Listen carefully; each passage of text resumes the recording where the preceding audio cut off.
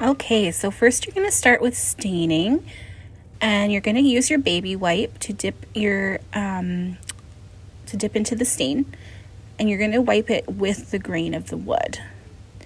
And I'm using a paintbrush to get into some of the small grooves, and if there's any rough spots, I just kind of brush it on first and then wipe it with this wipe afterwards to get into all those grooves and to spread the stain around on the board. And you can stain the whole thing if you want to stain the back. You can stain the back as well. It's totally up to you. If it's leaning against the house, you won't really see it.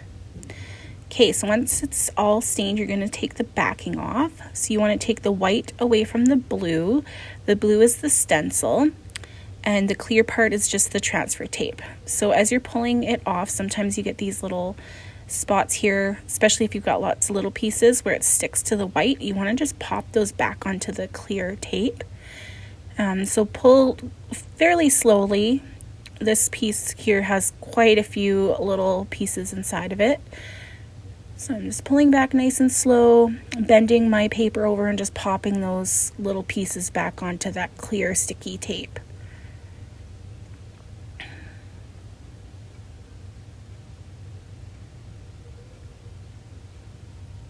Okay, so now once you've got the backing off, you can flip your stencil over and line it up. It won't stick down right away, and because you're using oil-based stain, this is going to be the worst part, I'm afraid.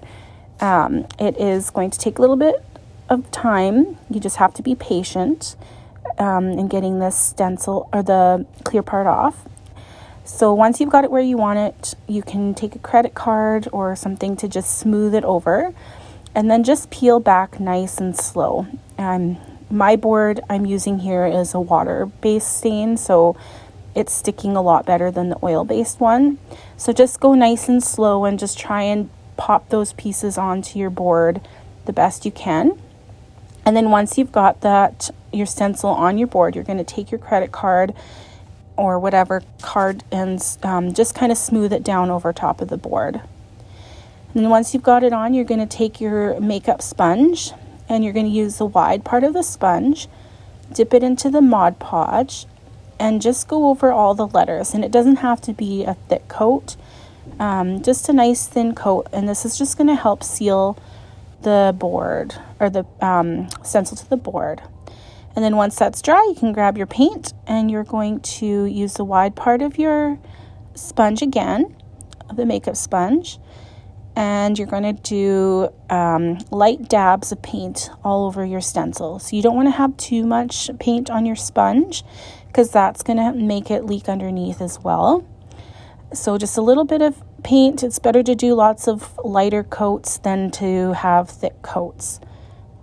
And then once you've got it all on, or once you've got all the paint on, then you can start pulling off the stencil and doing any touch-ups that you need. Sometimes that paint gets in the little grooves, so I'm just taking my little tool here and going in those grooves and pulling that paint out of the grooves. And if you don't have any tools, you can use a thumbtack or like a tack or something pokey to get all these little pieces out. And if you have a fine paintbrush to do any touch-up, sometimes the paint will still bleed underneath.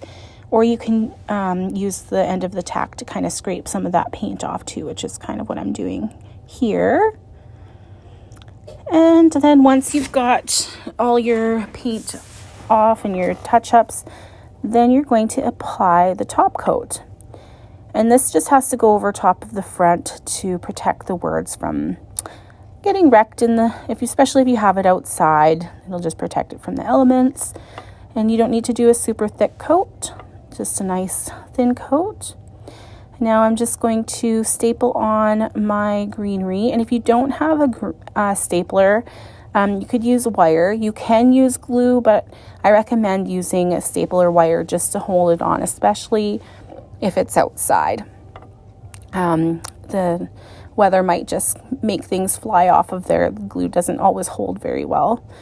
And then to attach the little bell, I'm just going to staple that in as well. And staple guns are super cheap to buy. I think just Walmart has them, and it comes with some staples with it. This one I had a little bit of trouble trying to get it to stick in there. And then when you're stapling the bow, I kind of go right underneath and staple everything. Here is the finished product.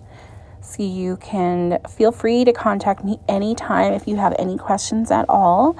If you're struggling with your stencil and it's just not working for you, any touch-up ideas, anything like that, I can help you troubleshoot with those as well. Thank you so much.